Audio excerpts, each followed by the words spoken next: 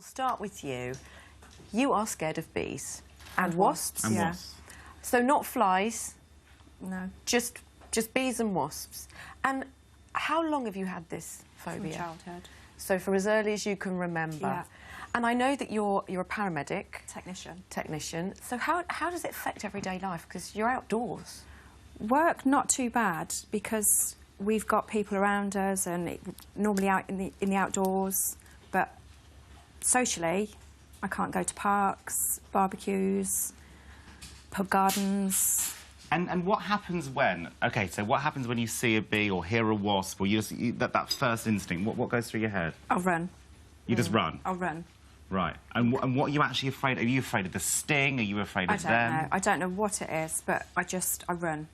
OK. That's really interesting. So, is it? And you said this is a seasonal phobia. Very much so. I mean, Yeah. our office get literally hundreds of emails every day. From about May onwards, that's it, in relation isn't to this, it is really, really common. But the interesting thing is it's one of the most common phobias that essentially comes from a learned behaviour. Right. Because Shana just said she doesn't know, it comes from childhood, but there's no occurrence, you know, it's not like she walked into a bee's hive and they all stung her. You know, you don't understand why, do you? No. You know, so that tells us that usually she's copied it from her mum. So, could I ask, was your mum Possibly, yeah. I remember my sister, she took me in with a bumblebee on my hand and Mum just freaked. I think what we should do is we should test to see. Now, we do this with absolutely everybody. We just want to see what your reaction is. OK, so we've got a heart monitor on you. Heart monitor, and we're going to show you... show various bee in different forms. There we go. That's the first one. That's a scary one. Yeah. How do you feel with that? With that one. Are you all right with that? I'm happy with that. Yes, there's no reaction there. I have got a slightly different one. I've got actual bees. We can hear your beeping going on Can there. you? Is that me? Yeah. So I think there's the number down there in the corner. I think it's... OK. And now there's a sound effect. OK. So that's OK, it's definitely going up. OK. Wow, that's going up quick as well. Can you really feel that? Yeah. Now, suddenly the change, because there's been a significant change. Yeah, I can feel it here and I'm just getting really now, hot. if you want to look at the Have a monitor... look there. Are we going to see... OK, so they're now 3D, interactive. They're all going on in that hive. Now, Shana, we're going to do this very gently. I'm going to suggest this to you very gently, but we have actually got some actual bees that are going to now come on with somebody. They are contained in a box. Are you Matthew is going to come on. You good? If you can't, if you want us to If you just want to look here here, where he's coming here, it's just a few little bees. He's coming very slowly. They can't get out, can they? No, they can't get out. OK. So I can see you're starting to fidget now as well. Your hands are going. What's really interesting, they look like wasps, don't they? They do, they're workers, aren't they? They work bees. They're all worker bees, yes. They work very hard. They do look like wasps. Yeah. Which I'm really pleased about, actually. That's great, because I think there's a misconception with bees and wasps. So, yeah. And how are you feeling now? We'll take those away now, Matthew. Thank you. Shana, how are you feeling after seeing all those things, in particular the live bees in the box? How are you feeling? Petrified.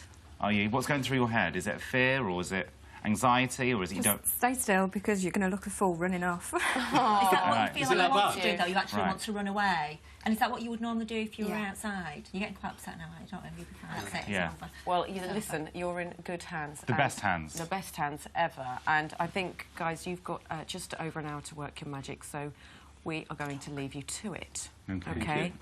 Now, earlier in the show, we met Shana, who has an extreme phobia of bees, but that was before she met the Speakmans. And while we've been on air, they've been working backstage to cure her of her phobia. The question is, have they done it? Now, over to Amanda, who's on the roof with Shana and a fair few bees. Yeah, and I'd just like to say, I'm not scared of bees in any way, and I don't want to make you any more paranoid by this outfit, this lovely lavender beekeeper's suit that I think the lovely Gok suggested I wore. But in all, sorry, you're eating your hair. In all seriousness, how have you got on? Because it was went really well. bad. Yeah. Okay. Yeah, it went really well, because ultimately bees will not hurt you. No. And that's what that's one of the things that we discussed, and you feel OK now, don't you? I think so. I mean, we should say, bless you, that after the cameras went off, you actually burst into tears. You were just trying to be brave, weren't you, for the telly, really?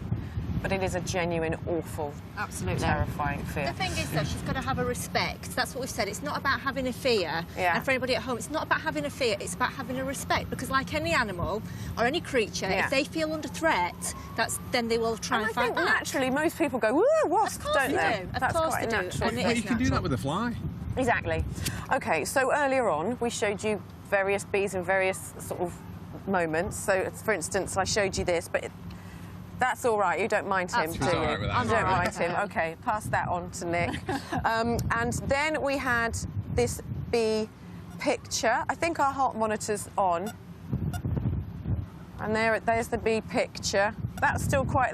Nothing's really happening on the heart monitor. That's not really scaring.